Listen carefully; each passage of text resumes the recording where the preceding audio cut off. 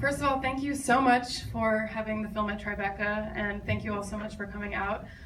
We're going to open it up to audience questions in just a bit, but before we do so, we're just going to open it up with a few questions and have a little bit of a talk beforehand. So first of all, I just wanted to point out that the film, you have created a very raw and beautiful portrait of, or your connection with Rachel is very intimate, and I wanted to get a sense of how you first got involved in the project, and it's a testament to you as a documentary filmmaker how you could really establish a trust with her so that she felt like she could open up to you. Can you tell us a little bit about that?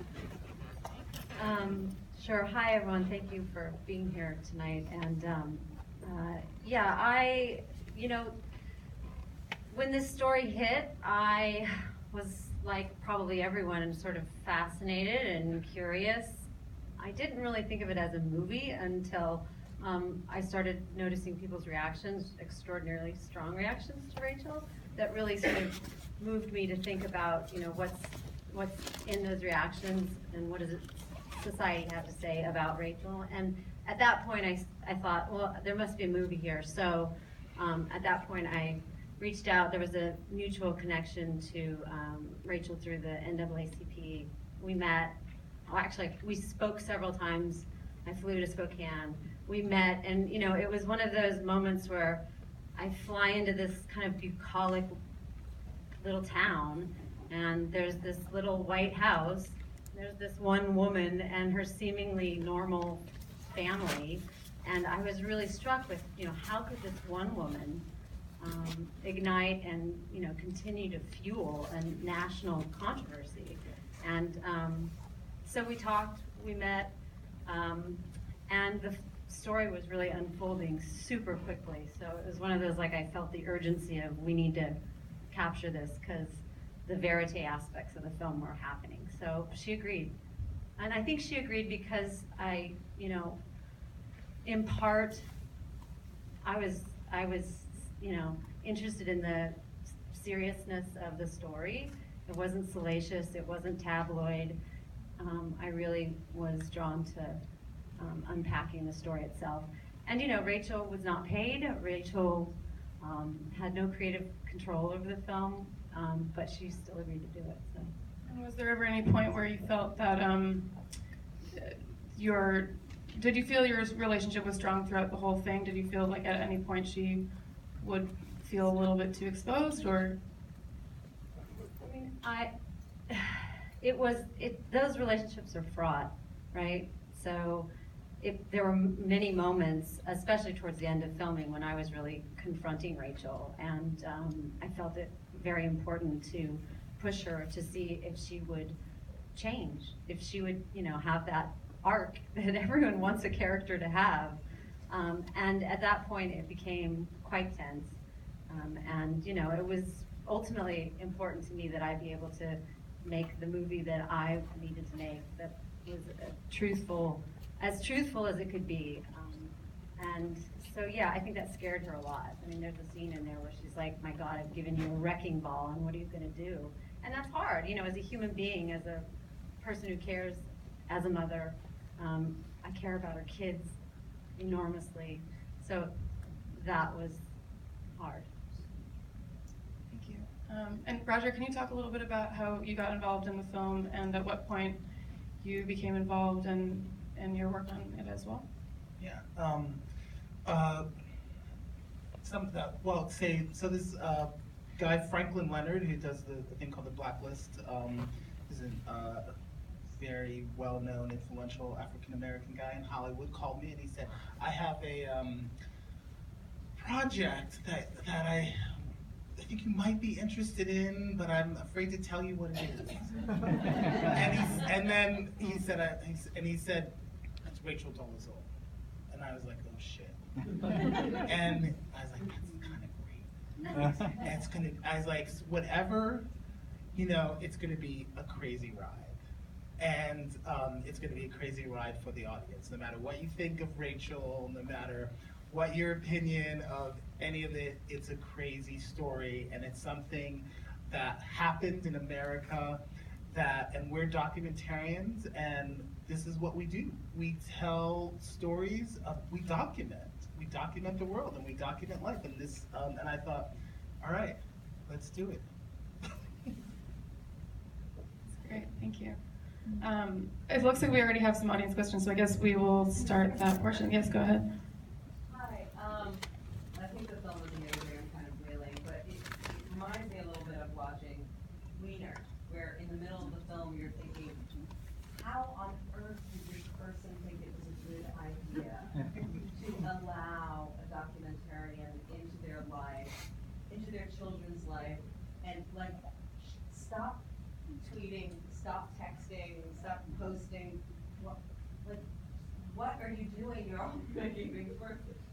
What do you think it is? I mean, now that you've spent all this time with her, and I'm sorry, I don't know your work before, so I don't know if you followed other controversial characters like this.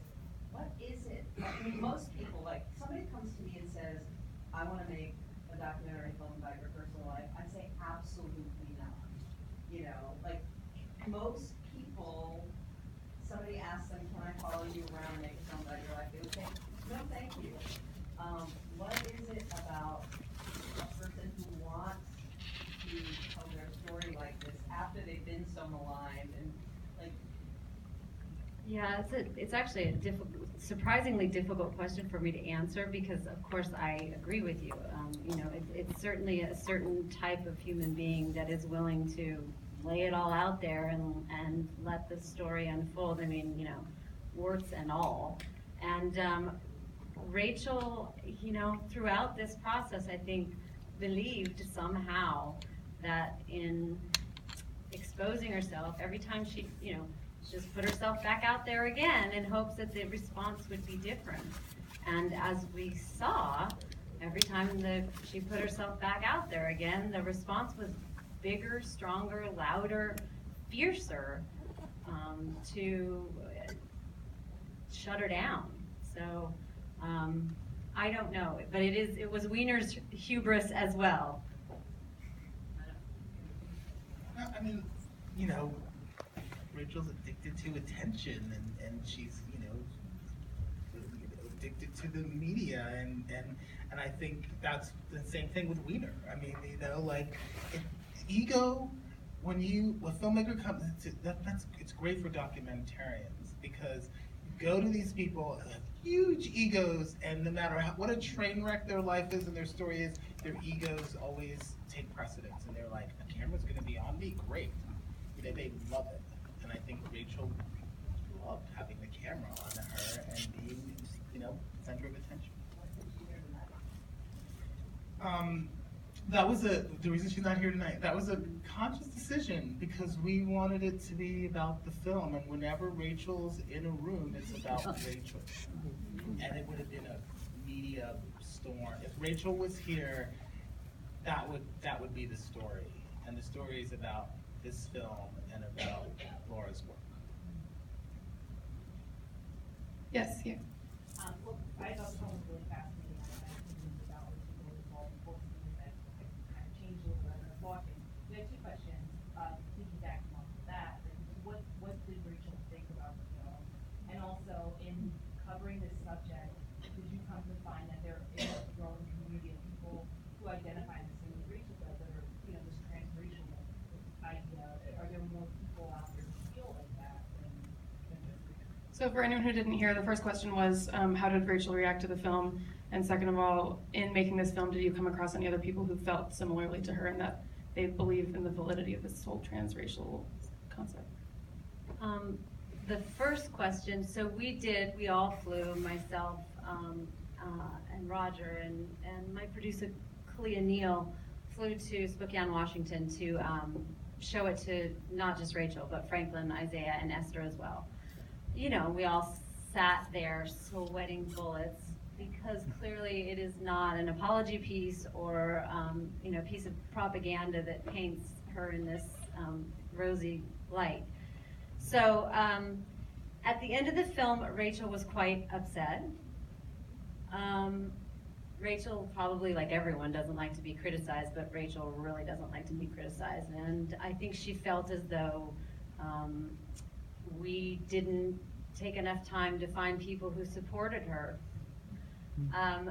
But, you know, interestingly, I think her kids, who, P.S., are like the shining stars and, you know, the moral compasses and the stars of this film in so many ways. And, you know, if I were to pay Rachel a compliment, it would be that she did make some great kids. You know, I think her kids sort of brought her around, because as hard as that one scene with Franklin is, you know, I think he sees how he comes off. I think he sees that he was empowered to tell his truth. And I think they all felt like they were empowered to tell their truth, and that there was something sort of satisfying in that for them. And I think that kind of brought her around to a place where, you know, Rachel does not love the film, but I don't think I think she understands why it is what it is. The transracial question, do you want to try that one?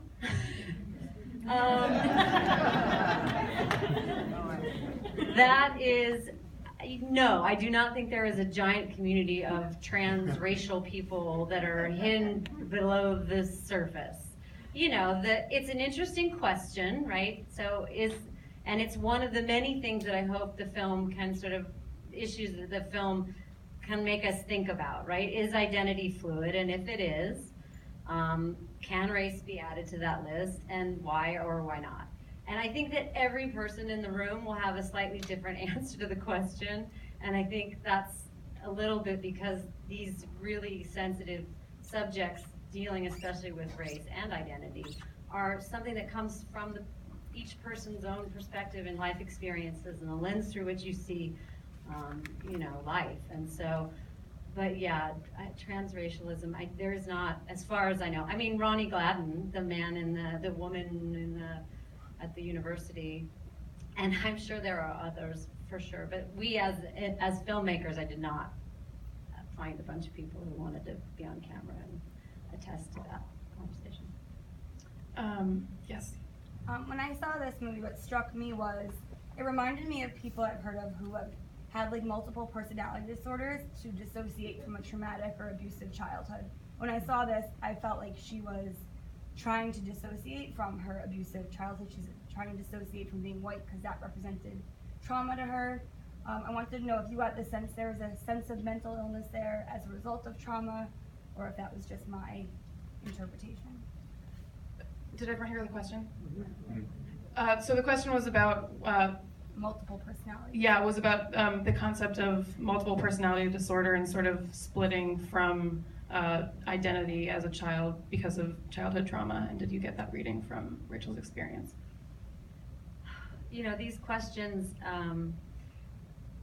they're good questions, and many people who watched the film agree with what you just said. And clearly, Rachel's childhood has impacted her identity. There's no doubt that, you know, were those children to not have come into her family, you know, who knows what sort of coping mechanisms she might have come up with to deal with the trauma of her childhood. But it's hard for me to know. I can't diagnose. I'm not a psychologist or psychiatrist, so. I think for me, one of the most sort of poignant moments in the film is at the end when Rachel says, "I can't go back to being that girl in the dress, and that was like very telling. That was like a sort of big moment, and you kind of saw that it was about trauma for her. We have time for just one more question. Yeah. I just have two quick questions. Technically, how long did you shoot for, and how long did you edit for? Like, what was the process of filming? We're coming up on 3 years now from when I started. We shot for 2+ years, and not constantly. No, I would, you know, something would be happening and I would shoot, but a lot.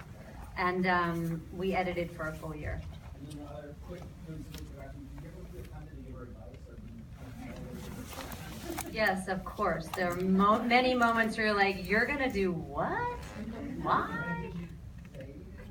No, No, I mean, I can't. You have to allow her, you have to allow the person you're making the film about to make their choices. Otherwise, I'm impacting the film. You know, and I think what's interesting also in this movie, and I know we have to finish, but I felt the controversy that has surrounded this film in so many ways. And the reason I think we were able to make such a balanced portrait, if that's hopefully what you saw and experienced. You know, there is no agenda to this film. You are allowed to feel however you want to feel about Rachel Dolezal, and that's just never been what we set out to do. But you know, we sort of, in my filmmaking team, were this microcosm of the larger controversy in society about Rachel, because I had people on my team who were very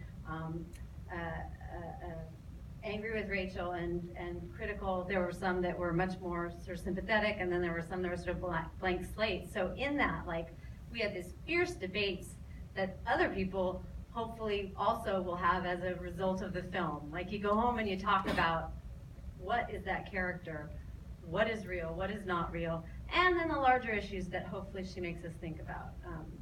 And that was sort of my process for 3 years, nonstop, because of the team of people that I surround myself with. Yeah, thank you. And can I just say one thing? You know, when we were releasing this out into the world, a lot of people were afraid of this film and shied away because there is such a big social media backlash to Rachel. And we want to thank Tribeca for embracing it, and Kara, the programming team, Jane Rosenthal, for embracing this film and not being afraid of it and putting it out into the world. So, thank you. Thank you so much. Thank you all so much. And I just wanted to remind you all the film is eligible for an audience award, so please make sure to vote. If you have any questions, you can ask the people who are helping outside the theater. Thank you so much.